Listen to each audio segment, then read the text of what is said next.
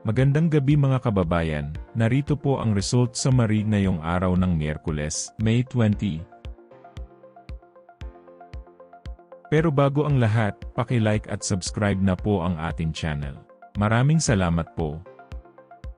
Para sa 2D Lotto, ang resulta sa 2 PM draw ay 24 at 24. Para naman sa 5 PM draw, 5 at 8.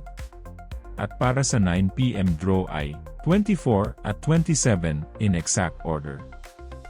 Para sa 3D Lotto, ang resulta sa 2 PM draw ay 9, 6 at 7. Habang sa 5 PM draw ay 3, 0 at 7. At para sa 9 PM draw, 8, 9 at 9 in exact order. Para sa 4D Lotto, ang winning combination ay 7, 3, 0 at 8. Para sa last 3, 3, 0 at 8.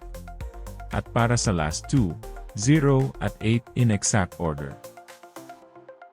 Para sa Mega Lotto 645, ang ating winning combination, 16, 45, 11, 32, 23, at 37 in any order.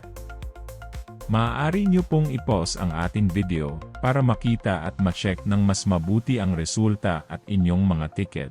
Check nyo na din po ang consolation prize sa ibaba. At para sa Grand Lotto 655, ang ating winning combination ay 41, 8, 45, 27, 9, at 10 in any order. Muli, maaari nyo pong i-pause ang ating video para sa pag-check ng inyong mga ticket at panalo. Narito po ang draw schedule at jackpot estimate para bukas.